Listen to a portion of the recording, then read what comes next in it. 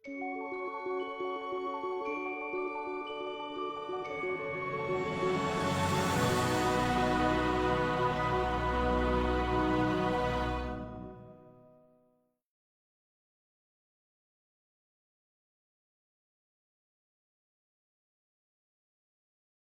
الله إن الحمد لله نحمده ونستعينه ونستغفره ونعوذ بالله تعالى من شرور أنفسنا ومن سيئات أعمالنا من يهده الله فلا مضل له ومن يضلل فلا هادي له وأشهد أن لا إله إلا الله وأشهد أن محمدا عبده ورسوله.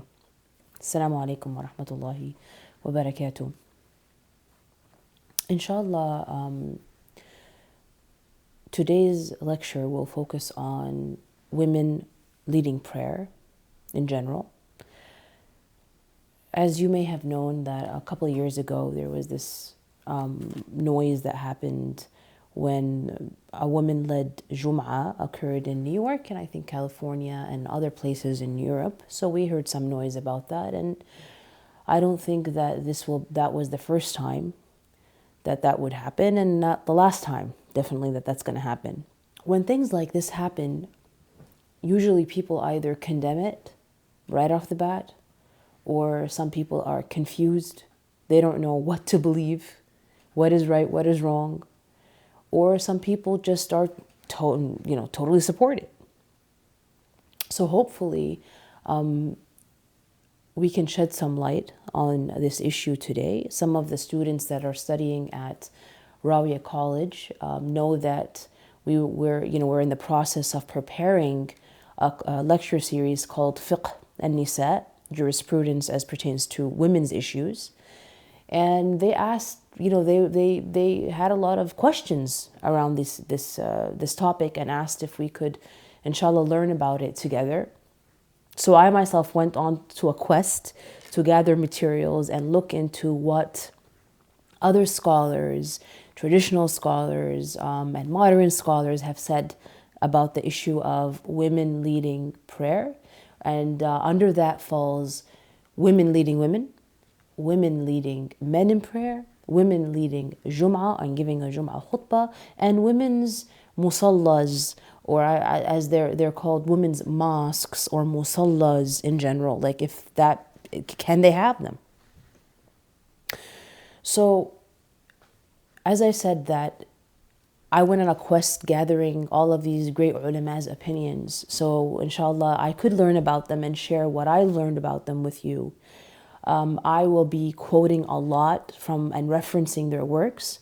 And hopefully you have a pen and paper or your notebook so you can take these references if you want to follow up on them. And I do encourage you to follow up on every single reference. Like it's a very good educational experience for all of us to actually write this down and go read what these scholars have said if you want a deeper kind of explanation than what I'm going to give today. So in a way, I'm just a messenger. So inshallah, I would hope that you don't shoot the messenger in this journey that we embark upon. The issue of women leading prayer, it would hinge, if we look at it from a Shara'i perspective, it would hinge on, I think, 4 questions. Could a woman lead other women in prayer? Right? 2, could a woman lead a mixed congregation in prayer? And if so, could she lead then in one of the 5 daily prayers, or in the extra prayers only? And 4, finally, could a woman lead the required Friday communal prayer, which is a duty that requires her to also give the Friday sermon, the khutbah, right? So just have these 4 things in mind as we speak. Now let me just give you a quick overview of how fuqaha, scholars, come to juristic opinions. Our first go-to is what? When we're looking at what to do in a matter, or what is the correct, what should we do? How do we handle this? We go and look at what the Quran said about it. Scripture. Quran says something, then that's it. It like trumps everything else, right? Then you don't find anything in the Quran. Where do you go? You go to hadith. Hadith al-sahiha. The sahih hadith, the sound hadith. You don't find there anything, then you go and look at what the scholars then exercise ijtihad on these matters, which is independent reasoning by means of analogy, etc., on weighing issues and looking at similar issues that the Quran did handle or the Hadith did handle, and then they take that specific general issue and then try to come out with rulings that pertain to these other issues that maybe we don't find clear evidence of in Scripture. The Quran is silent on the issue of women-led prayer. And the only hadith cited directly in classical and modern discussions, which quotes the Prophet ﷺ as saying, a woman will not lead a man in prayer, nor a Bedouin, or a townsman, or an equitous man, or a believer. This hadith that people use actually to support the evidence that women shouldn't lead has never been found reliable, ever. Rather, it's always been rated as weak and feeble. Ibn Hajar al-Asqalani, this is where you'll find this, that it's been rated as weak. If you look at Ibn Hajar al-Asqalani, who's Ibn Hajar al-Asqalani? Ibn Hajar al-Asqalani is the scholar who commented and did the explanation of Sahih Bukhari. Very well respected, a heavyweight when it comes to scholarly excellence. So Ibn Hajar al-Asqalani actually calls this hadith that says that women cannot lead a man in prayer, nor a Bedouin, nor a townsman, nor an equitous man or a believer. He says that he calls it feeble. The chain of narration of it is feeble, and the word he uses is wahin, feeble. And al-Bayhaqi, the scholar al-Bayhaqi, and al-Albani note that its narrations are weak. Ibn Hajar, if you look at Ibn Hajar also in Bulugh al-Maram, he mentions this in page 173. And if you look at Sunan al-Bayhaqi, it's in volume 3, page 128. And you look at al-Albani in his collection called Da'if al-Sunan, the weak of the Sunan, it's in there as well. So as far as women leading women in Salah, in prayer, and that under that falls the fard prayers, the obligatory prayers, and the nawafil, or the extra prayers that they perform. Now, it's been related in the Sahih that Sayyidah Aisha radiyallahu anha actually led by the order of Rasul sallallahu alayhi wasallam women in prayer in Hujrat al-Nabi. She led them, and she led what the hadith say, that she led, and فَقَامَتْ وَسْطَهُنْ, that she led from amongst their rows when she led them in Salah. And there's another hadith that relates that Salama as well, she led the women in Salah, and she led from the rows. So she stood within the rows of the ladies and led them in Salah, and the Rasul sallallahu alayhi wasallam was fully aware of this and actually asked them to do so. So this is in the Sihah, and these are ahadith sahiha as far as this issue is concerned. So many scholars condemned the mixed congregation prayer that happened in 2005. And many had said that a woman giving a Friday sermon was unheard of in Islamic history. And these group of scholars that actually condemned the women-led prayer still acknowledge the absence of any real scriptural evidence against it. So the scholars that condemned that 2005 Salah, the prayer that happened in 2005, actually acknowledge that that the Quran remains silent. The Quran has remained silent on this issue. And this is why somebody like Ibn Arabi, he's a scholar, Ibn Arabi, actually affirms women's categorical right to lead prayers. He doesn't put any conditions on it, because there's other ulama that actually allow it, but they say under certain circumstances. Ibn Arabi was like, no, uncategorically, right? He was a very well-known jurist and muhaddith, and he noted that none of the ulama that prohibited women-led prayer had any scriptural proof, nas. They had no text to give them the right to do so. And he says in his book, Al-Futuhat al-Makkiyah, on pages 592, for your reference, or 95, he says, thus they should not be listened to because they have no proof. Now that's what Ibn Arabi said. Let's look at some of the more, I guess, well-known madahib, the four schools of jurisprudence. One of them is the madhab of Abu Hanifa. So Hanafi jurists denied the possibility of women-led mixed prayer because the Prophet had supposedly commanded Muslims to move females back to where God moved them in the order of the prayer lines. But they also admitted that that this was not a hadith, but merely a companion's opinion. And Ibn Hajar actually commented on this. Ibn Hajar commented on this, saying that no evidence to note exists for this being a prophetic hadith. And he says it's a companion's opinion. It's not Prophet's ﷺ's opinion. You can look at the book of Dirayat Takharij Hadith al-Hidayah, volume 1, page 171, and this is where you find this quoted. So some Hanbali scholars suggested, this is another school of Ahmad ibn Hanbal, right? So al-Hanabila, the Hanbali scholars, suggested that a woman could lead prayers standing behind men, right? But these, of course, scholars were referring to Tarawih. The Hanabila are of the opinion that a woman can lead, a learned woman, if she is more qualified, can lead Tarawih from behind the men. But some scholars then objected to this and said that, standing in front of a congregation was a basic requirement of leading prayer. So a woman would have to thus lead from in front of the men and could not stand behind their back. So this was another argument that they put up. However, the guidelines of how people stand in prayer does not apply. How people stand in the prayer lines as a congregation doesn't apply to the person leading to the prayer. So it does not apply to the imam, right? It applies to people that are actually in the back rows praying after the person.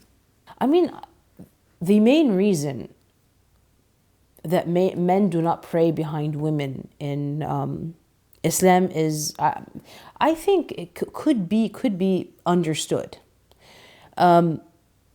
A woman bowing and prostrating on the floor with her posterior in the air might be something that's uncomfortable. And I think it's not uncomfortable because people can't control themselves. No.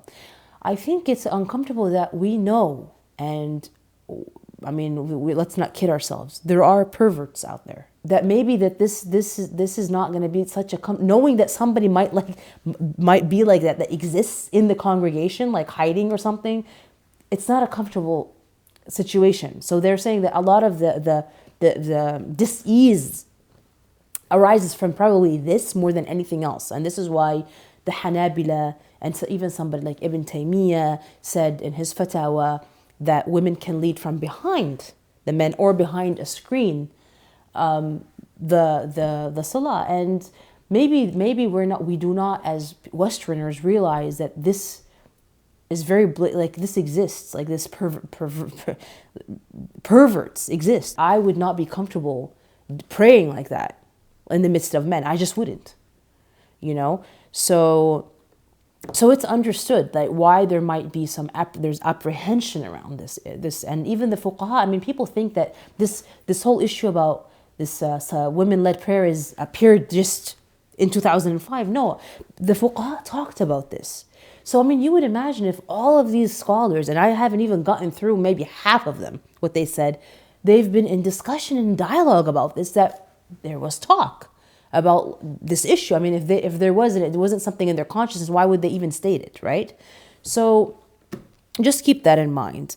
And as I said, like this air of discomfort about a woman, the scholar said about a woman leading in that position from the front, maybe could be circumvented by using a shield or a screens. The Shafi'i scholars and the Hanbali scholars considered the prayer of a member of a congregation valid even if he or she was separated from the leader by a wall, barrier, or street. And this is the opinion held by the Shafi'is and the Hanabila. So for many ulama, for many scholars, the issue the issue was the khutbah that precedes Friday prayer, and the idea of a woman speaking in front of a crowd that was very problematic for them. That's what they had an issue with, is the idea that, well, she's going to have to stand in front of the crowd and give her khutbah and give the sermon.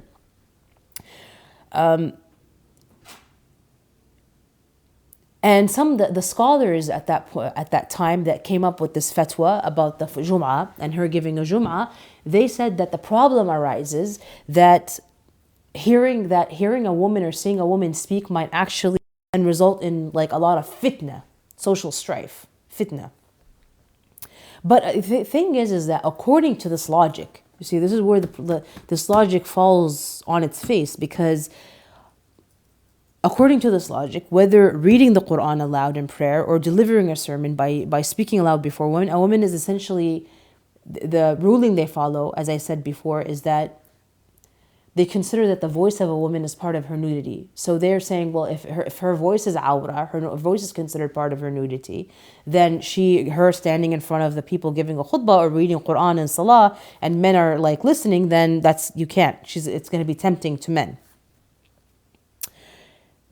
This claim would fall short for a couple of reasons. And even if you were to think about it logically, 2 of the 5 daily prayers are done in silence. So somebody could say, well, if we were to follow this logic, let her lead Dhuhr and Asr, because they're done in silence. What's the problem? You're not going to hear her anyways, right? So if even to think about it logically, it doesn't hold. So in the case of a woman delivering a sermon or leading prayer aloud, there is nothing impermissible. There is nothing impermissible about hearing a woman's voice. Because when, women in the time of Prophet ﷺ, they spoke openly to unrelated men. And the Prophet ﷺ sought counsel of women in Medina, and the companions turned to his wives for consultation and to learn, like Aisha. And they turned to Sayyidah Aisha and the other wives for proper guidance, or on guidance on how to properly understand matters of religion. Even some of the most conservative ulama explained that the legal saying a woman's voice is part of her nudity, a part of her aura, was not literal. Like even some of the most conservative ones said that, and that it merely conveyed the teachings of the Maliki and the Hanbali and the Shafi'i schools, that it was discouraged for women to raise their voices unnecessarily and be very joyful and, like flirty, and like when women get together and they laugh and they joke, people are very comfortable. So they're saying it's just a means of a caution that maybe somebody that's not a good person, like somebody who has disease in their heart, is around and will get enticed. So this is even the most conservative of views held this opinion. As far as the issue about women's voices, in the Hanafi school, because we said that Shafi'i, Maliki, and Hanbali had a certain opinion about the voice, for the Ahnaf, it would only apply to her voice in prayer. And this is quoted in Muhammad Khidr Hassanain's book, As-Sada al-Udama, pages 163 and 64. And Al-Hashiyah, the book called Al-Hashiyah by Ibn Abdin, volume 1, page 406, and in volume 6, pages 369. So a lot of the opponents of women-led prayer might say, or sermons might reply that women speaking in public or reciting Quran may be permissible. They say, okay, well, we agree that it's permissible, but it's not necessary and presents a needless, if minimal provocation of men's desires. But here's the thing, right? Here's the thing. So people who are saying it's unnecessary, and there's other ways we can circumvent this. The companions, the Sahaba, the male Sahaba who learned about Islam and transmitted thousands of hadiths from Aisha, did not need to have direct contact with her, did they? They could have sent their wives or their sisters to do it.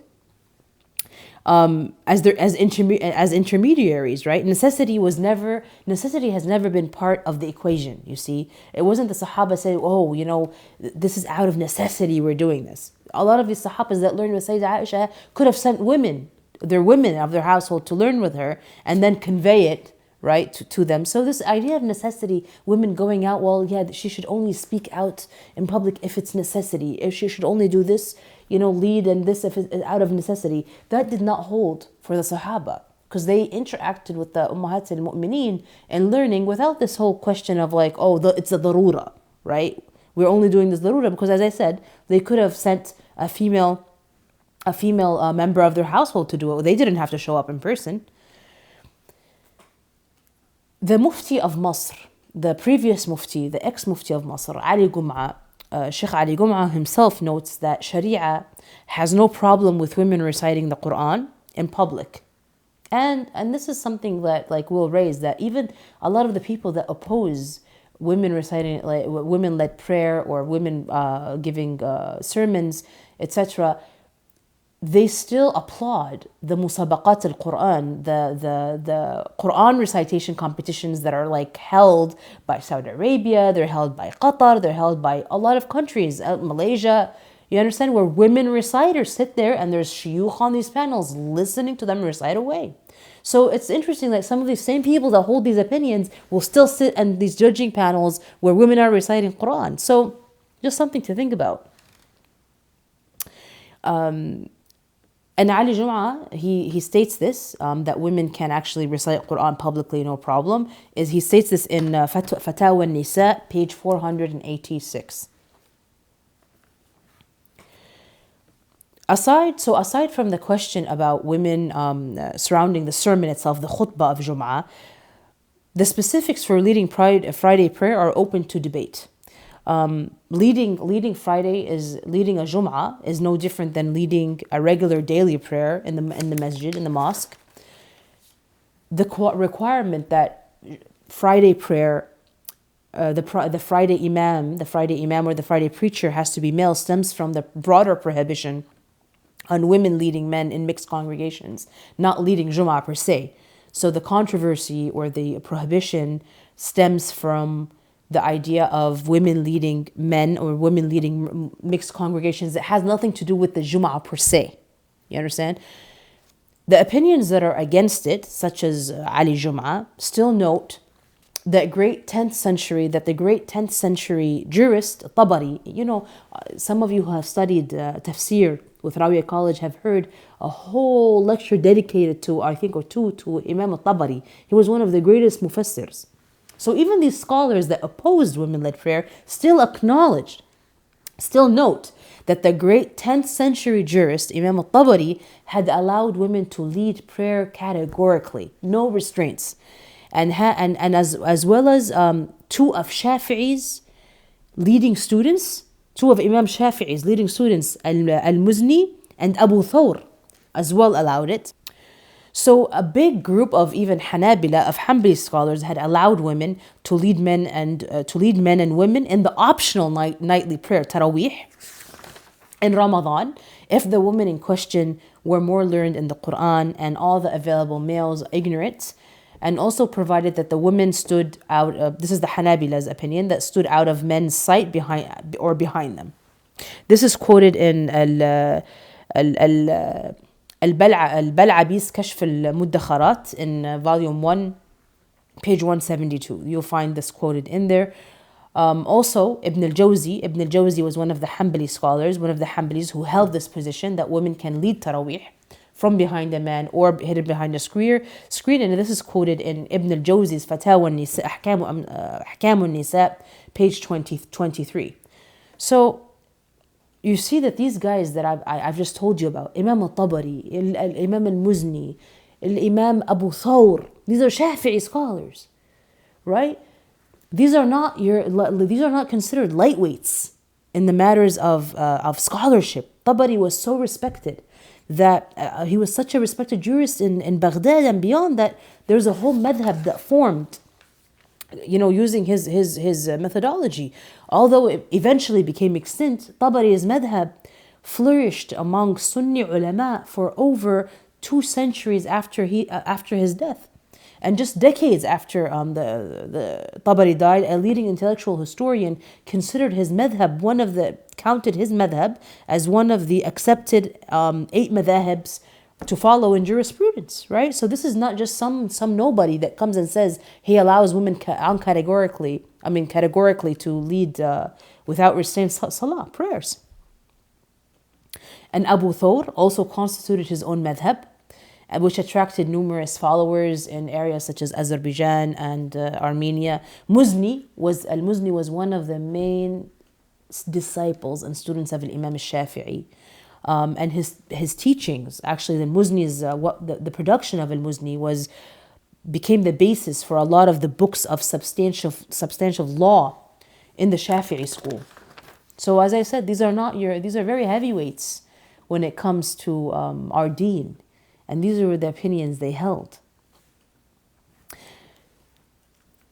So the claim of consensus on this matter of prohibition is not convincing. That they say that there is a consensus on the prohibition is not convincing in light of this evidence. There is no consensus. There was no consensus even amongst the medieval scholars on this. Because for consensus to be binding, the vast majority of classical Sunni legal theorists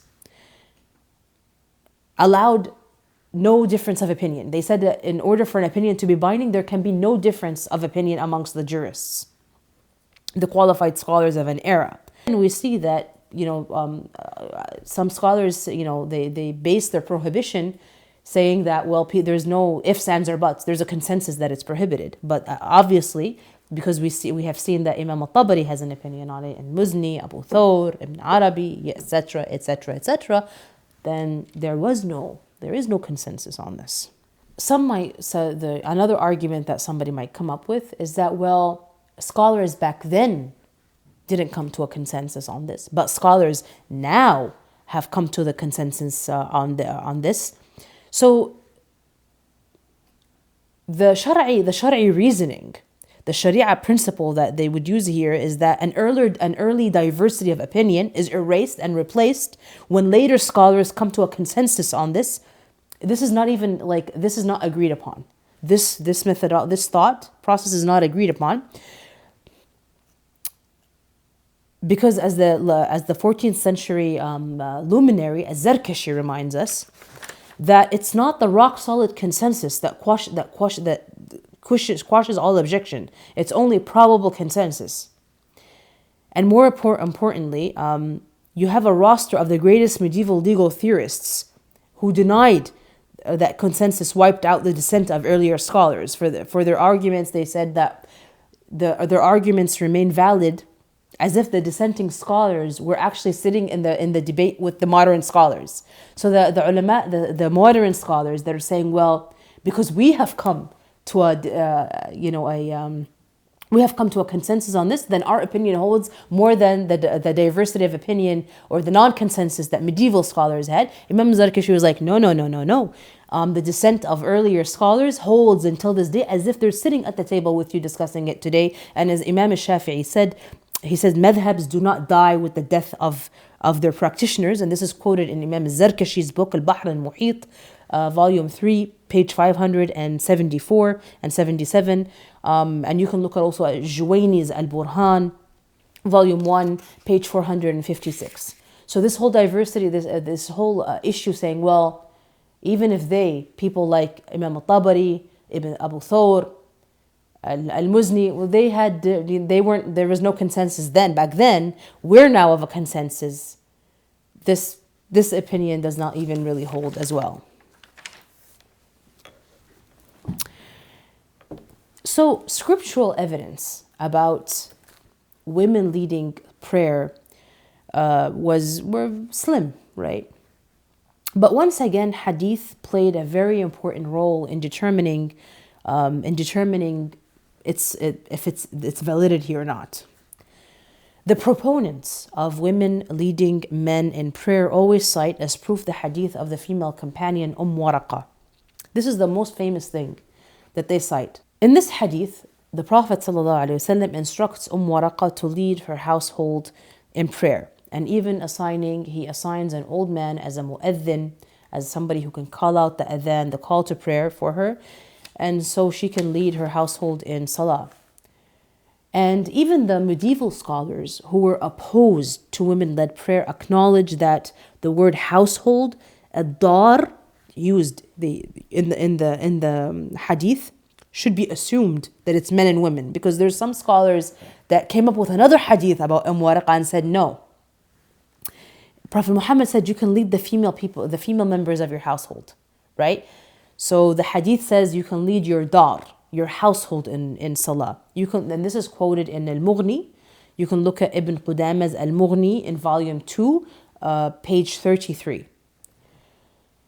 And for the hadith itself, this opinion about leading the woman, Ibn Qudama, he sheds light on this, about that, that some scholars say it's only her household, the female members of her household, and some scholars say that it's everybody, men, women in her household. So he sheds light on this. But for the hadith itself, check Sunan Abu Dawood in Kitab al-Salah, the chapter of women leading prayer, Imamat al-Nisa.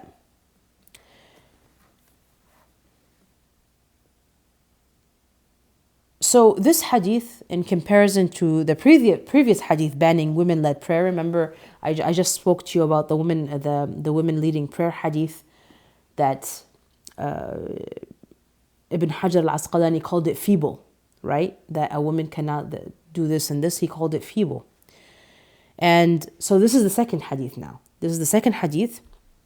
So this hadith actually has been deemed sound. It's been deemed sahih by respected medieval scholars such as Ibn Khuzaymah and al-Hakim al-Naysaburi, Nasr al-Din al-Albani, and he was a hadith critic. He rated it as good, Hasan.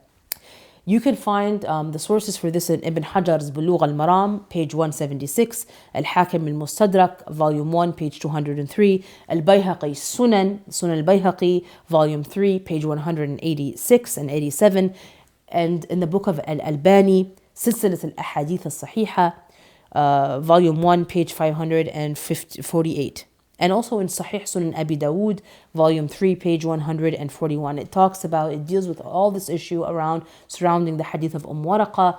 Did Prophet Muhammad say household? Did Prophet Muhammad say only, lead the female members of your house? And they talk about like the chain of narration, and that it was deemed sound. It was deemed Hasan and sound. So just for honesty of reporting, Al-Hakim, though, he says that this is a strange sunnah. He's like, this is a strange sunnah. He hasn't seen it anywhere else, but doesn't dispute the reliability of the hadith. You see, that was how these ulama, subhanAllah, it's so humbling to see how they approach, like, okay, this is something that we cannot deny. It's there.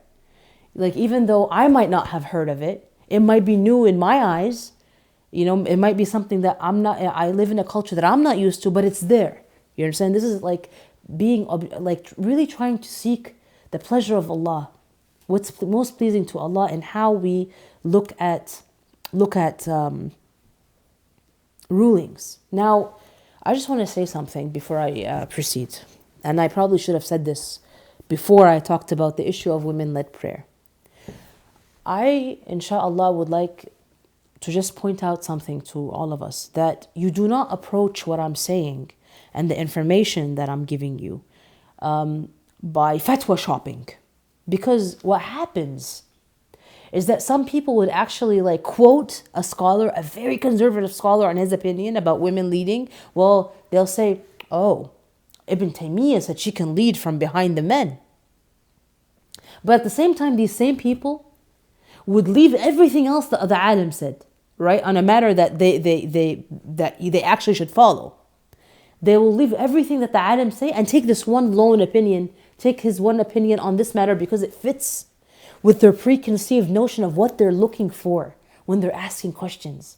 So our niyyah, our intentions, should not be that we go fatwa shopping because I come and I ask, or I look for information from these scholars because I already have something in my head that I'm trying to prove. This is questionable. If you do this, it's questionable, and unfortunately a lot of us do this. That's how we approach, the scholarship. We'll leave the 20 other things the alim said you have to do, but take this because this fits with my agenda. See, that we should not do. And may Allah help us, inshallah, in purifying our intentions. The 5th century Hanafi scholars Az-Zayla'i and Badr al-Din al-Aini refute the criticism of the hadith's transmitters. So these Hanafi scholars actually fought and showed that this hadith is reliable. Al-Aini, and you can look up Al-Aini's book. He did a book commenting on Sunan Abi Dawood, Al-Aini fi Sharh Sunan Abi Dawood, volume 3, 93 and 95. And I just want to say something about Al-Ahnaf, because these are Ahnaf that actually validated this hadith. They said, Ahnaf have an issue about women leading women in prayer. Let's put men leading men aside. But a lot of times you hear that, the Ahnaf, it's makruh. It's makruh for women to lead women in prayer. And an interesting little tidbit to note, there is a alim, he's a Hanafi, a very well-known Hanafi scholar, al-Laknawi. He has a book called Tuhfat al-Nubala fi Imamat al-Nisa.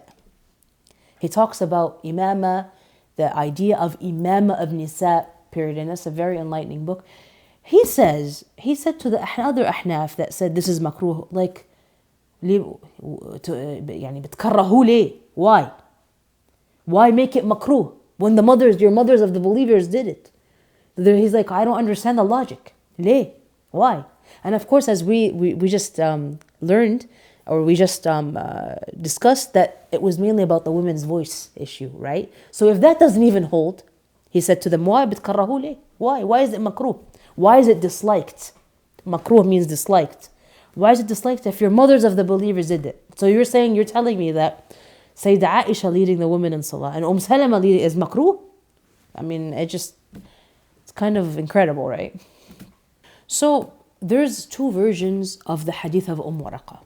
One version says that Waraqah, Prophet Muhammad ﷺ told her to lead her household.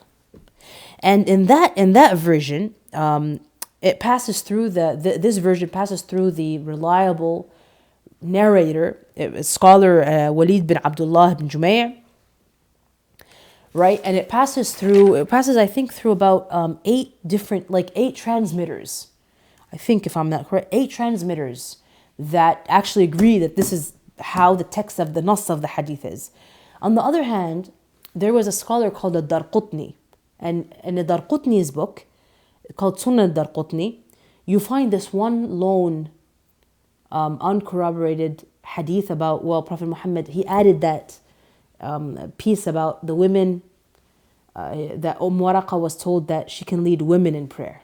Right? So what do you take? You take one that has 8 thuqat, 8 well-known narrators, or you take a hadith that was narrated by one obscure scholar, one obscure transmitter of hadith in one book.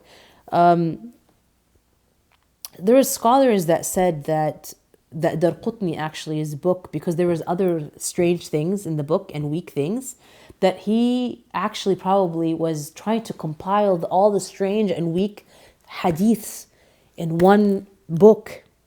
And he didn't mean that these are sahih. He called it sunan, but he was trying to show that these are the weak ones. You understand? So this was an opinion of the scholar. It was by the guy who held this opinion is a scholar from Syria. His name is Abu Ghudda, I think Abdul Fattah Abu Ghudda. And he says he has a book called Ta'rif al-Hal bi Sunan al-Darqutni, where he talks about that. This most likely was not actually even it was not meant to be a musnad, or it was not meant to be sunan. So actually, it wasn't 8 transmitters. There's 5 different transmitters, authentic transmitters of the hadith that Waraqah was asked to lead her household, period, general, in the gender-neutral version of the hadith.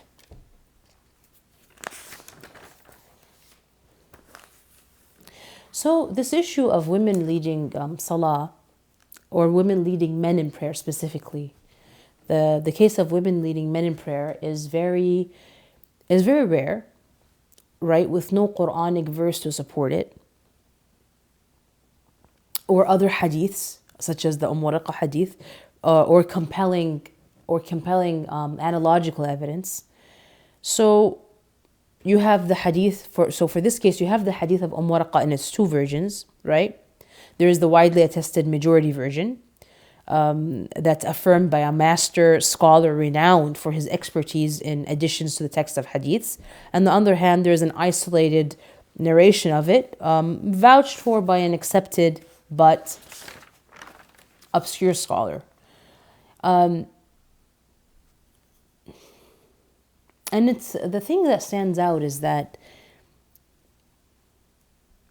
like, it's just interesting how this idea or the politics of consigning a woman to the home, to the private space of the home, contradicts the open and active role that women had in the times of Prophet Muhammad ﷺ and in Arabia in general. It just contradicts that. So something to really ponder upon.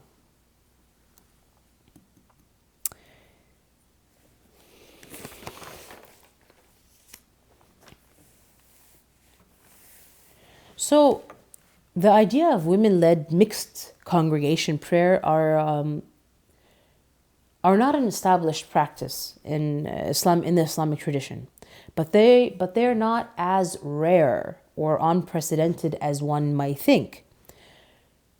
So the hadith of Waraqah proves that the Prophet Muhammad commanded at least one woman to lead a mixed congregation in prayer, and that the hadith of Sayyidah Aisha and Salama show that women can actually lead other women in prayer. A woman-led Friday prayer with a sermon delivered by a woman is clearly a bit of a novelty. Is a bit of a novelty because just we don't have a lot of historical evidence as far as like what was going on, right? But none of the scholars' objections, none of the ulama's objections to it rests on firm, direct, scriptural evidence, right? And then a lot of the concerns they raise, as I said, like if it was about the concerns and of women protect, there's solutions to that. Now, an interesting instance I'd like to mention to you about Ibn Taymiyyah, the scholar Ibn Taymiyyah. It was said that in his day that there was a very well respected Hanbali jurist, a Hanbali scholar, Fatima bint Abbas. So Fatima bint Abbas, she was a contemporary of Ibn Taymiyyah, and it was said that she was at the pulpits of the mosques in Baghdad preaching to the congregations about a lot of the decadence and the loose morals that she was seeing pervade society. So Ibn Taymiyyah said that he was of a mind to tell her to stop her from doing this, that she shouldn't be at the pulpits in the masajid. And then he said that he saw a ru'ya, he saw a dream, the evening that he made that intention, he wanted to stop this lady from preaching at the pulpit, that he made he saw a dream where Prophet Muhammad ﷺ asked him to leave her alone because she is a pious woman. Now, it's interesting, Ibn Taymiyyah was a fearless and formidable scholar who did not fear even the most tyrannical of sultans, yet I guess bowed away from confrontation with the lady because the Rasul told him sallallahu alaihi wasallam, like, hey, don't hurt her, like leave her alone. This is mentioned in Al-Nabhani's Jami' Karamat al-Awliya in volume 2, page 359, and Al-Minawi's Al-Kawakib al-Durriya, volume 3, page 48. Now, I took you through a journey about a lot of what the medieval scholars have said, and some of the contemporaries like Shaykh Ali Jumu'ah, but actually the Majlis al-Azhar, the Azhar committee of fatwas actually got together. They got together, and this is for people who want a more modern perspective, I guess, right? They got together after the 2005 prayer, and there was a big conference held, and where the Azahira, the scholars of Al-Azhar, discussed this issue. So Sheikh Fikri Hassan Ismail, عضو مجلس الأعلى للشؤون الإسلامية, he's part of the High Council of Islamic Affairs. He says that building women's mosques, women-specific mosques, or women-only mosques that they can perform their faridas in is a good thing. He's like, I cannot argue that it's a good thing, especially considering a lot of the circumstances that surround women in our modern days. He's like, these conditions that actually actually should require women to create that space. He's like الظروف التي تدعو المرأة إلى أن تنأى بنفسها وهي تعبد الله بعيدا عن أي عواقب. That maybe there's preventative things in the other spaces that are preventing some of the population from feeling close to Allah. And he says we're surrounded by so much filth and surrounded in the outside world and so much things that come and make our hearts impure, that why prevent a population that needs that because of maybe something in the mosque, that other spaces they can't get close to Allah. Why do you want to prevent them and make it haram when they're actually trying to do something good? So this is what he said. So another sheikh said that Dr. Usama Abd al-Sami' al-Ustad بكلية الشريعة والقانون جامعة الأزهر. He's a professor in law, Sharia and law at Azhar University. So he said this is allowed, that يباح للنساء إنشاء مساجد خاصة بهن بعيدا عن مساجد الرجال بشرط يكون الغرض منها إداء الصلاة والاستماع إلى الدروس الدينية. So this sheikh, he said, yeah, they can do that, but they shouldn't perform Jumu'ahs. Right? He's of the opinion that it's not fard on women, and why should they do it? They can do the other five fard, but they shouldn't do that, right? So there was one opinion that they can actually build. There's nothing wrong with that. And the other sheikh also was the opinion, well, no, it had no precedence, so no.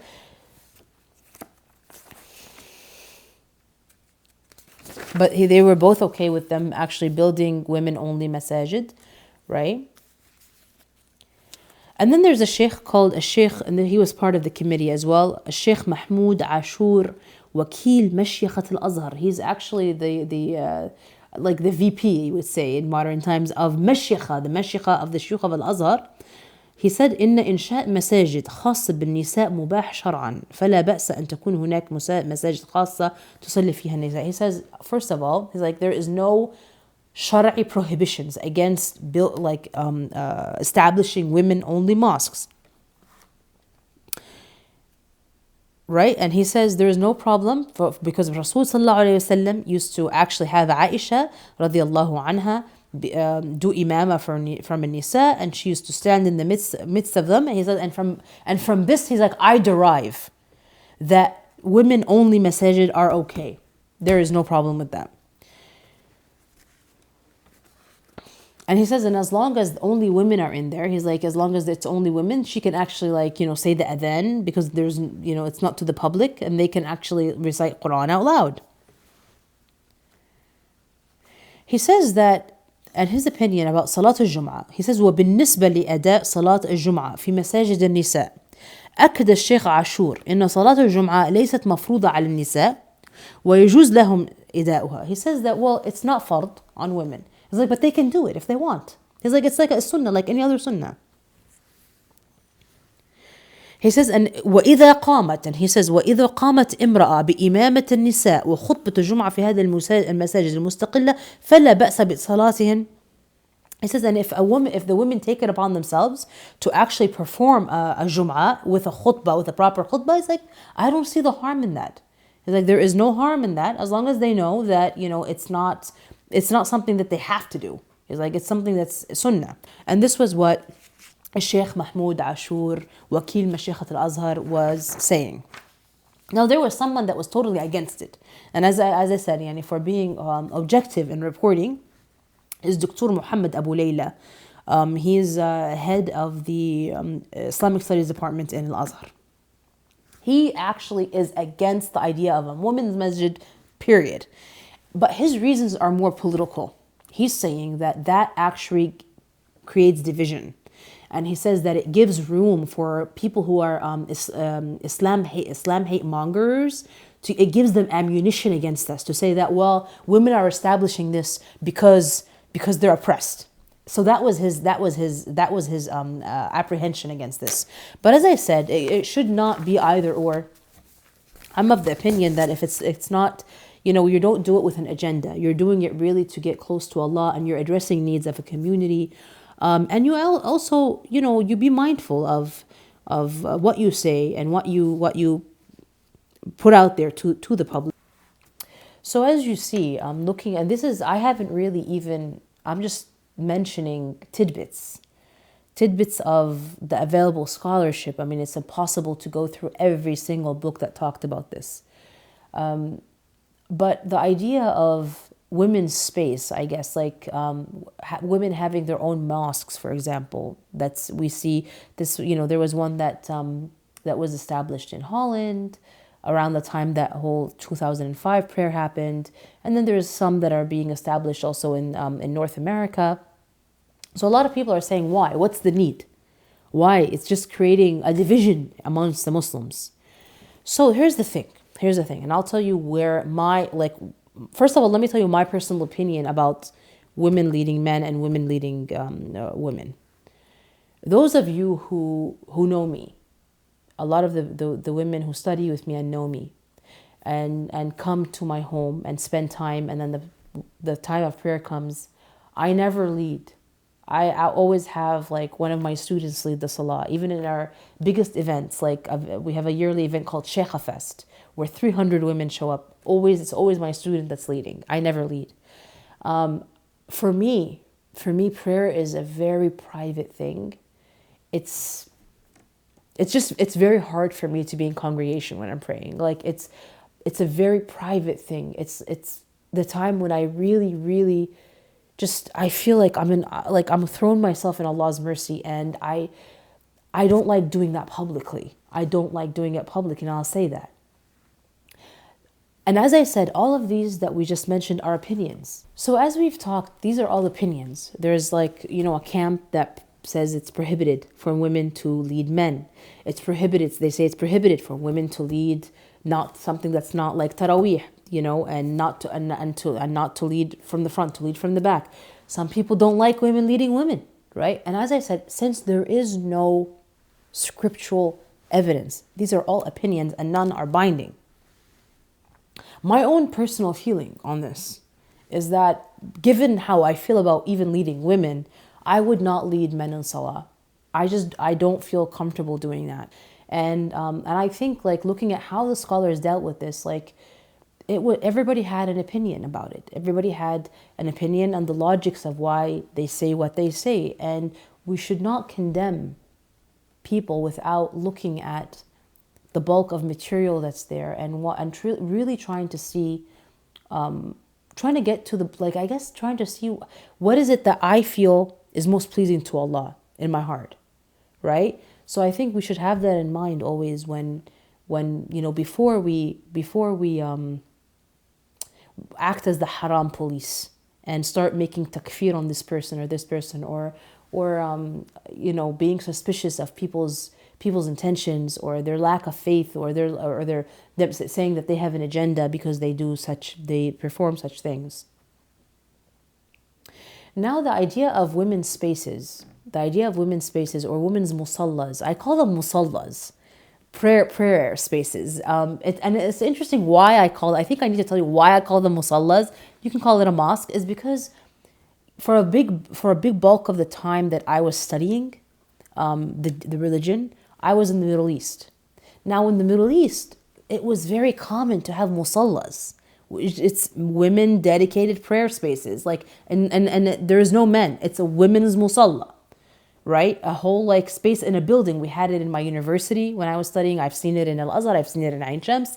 I've seen it. There's in Saudi Arabia. They have them. So it's not as uncommon, I think, as it is here. Here you have either I guess in the U.S. as far as I've seen, there's the men's space and then there's the women's space in the back. It can be an open space, or it can be a space of a barrier, or it can be a women's space that's on top of the masjid, like on the second floor or in the basement, right? So this is what the kind of examples we see. But in the Middle East, there's musallas, women's musallas, where I remember that's where I used to sit with some of the more advanced students in memorization and tajweed to revise with. If you entered a musalla, for example, in Ain Shams University, this is a very secular university, it had a musalla for women, which is interesting, I think. You go in and you see in one corner a sister sitting with another sister, and she has her Quran and she's reciting the things that are due for our sheikh, like when we go and sit with our sheikha or what have you. And another corner, you'll see a sister sitting with her sandwich, reading like, Shakespeare because there's an exam in Shakespeare in, after half period. And then you see another sister that's laying down, just resting. Like, it was such a safe, I remember, space. And people come and just take a break and talk and learn. And subhanAllah, but that didn't, we also went, there was another mosque it was in another building. It was in the science, al-ulum, where there was actual congregation, mixed congregation that happened. And we'd still go there too. So I don't think this whole mentality of either or like, oh, if there's a women's space, then they're dividing themselves from the ummah, or, what is that? Or also, oh, we're women and we need our own space and we should shun all the mosques. I don't believe in that either. I think that, Allah subhanahu wa ta'ala, He brought us together so that we may know each other, right? We may know each other and work with each other and cooperate with each other. And given that there are issues and maybe women are not given the chances at the mosques, some of the mosques, or as far as governance and teaching, etc., as much as the opportunities that are there for men. There's mosques that really make an effort for this. They're trying to change and they're trying to push for this. But I guess change takes time. But it should never be that it's an either or, and you separate yourself and alienate the community and alienate yourself from the community. There's a space and time for everything. Sometimes you need to retreat. You need that space, right? You need that little space to grow and learn, and just maybe there's issues. You see, during the Prophet ﷺ's time, and this is an issue that people actually send us questions about. They tell us that anytime a scholar comes to the mosque, a famous scholar, they say either the men like mob him after he finishes talking and it's hard for us women to go and talk to him about some private issues, or the other problem they say is that I can't talk to a man about something that's very sensitive. During Rasul ﷺ's time, they had Sayyidah Aisha, and people went to Sayyidah Aisha and told her she was a faqihah in her own right, and that was a space where that was Rasulullah sallallahu alaihi wasallam. Now there's many issues about this. There's some issues that say, well, if I go and I reveal a certain thing, I might get like, I don't know, like it's difficult. It's very difficult, and there is a need. There is a need because my dear brothers and sisters, we're human beings. And sometimes women, there might be an issue she's suffering from that if it's not addressed in that private, safe space, wallah, it might lead to some bigger haram. It might lead to some, and these things happen. Now we try to whitewash everything and think we have no problems, but things happen. And people need sometimes spaces to just hang out and grow and get that, establish that platform for themselves and then take it to other mosques. You see? Once they form something, they can take it and present in other masajid, and they become more, more open to having more women teachers, more people on their board, etc. I think you work with people rather than against people, right? And even if you have your own spaces, you still collaborate and you still go there and you talk to people. What is bothering you about certain things? How can this be changed? Well, how can we do this? And have a space where you're learning and addressing things that pertain to women, and some they're sensitive or what have you, and train women to become teachers and to become khatibas and to learn about the Quran and Allah subhanahu wa ta'ala. There's nothing wrong with that. There's definitely nothing wrong with that. Another thing that you might find interesting is that when I was in the Middle East, this whole idea, I never saw my mom or my grandma or my aunts ever this whole notion, the culture of going to Jumu'ah or going to the masjid. It wasn't in their consciousness.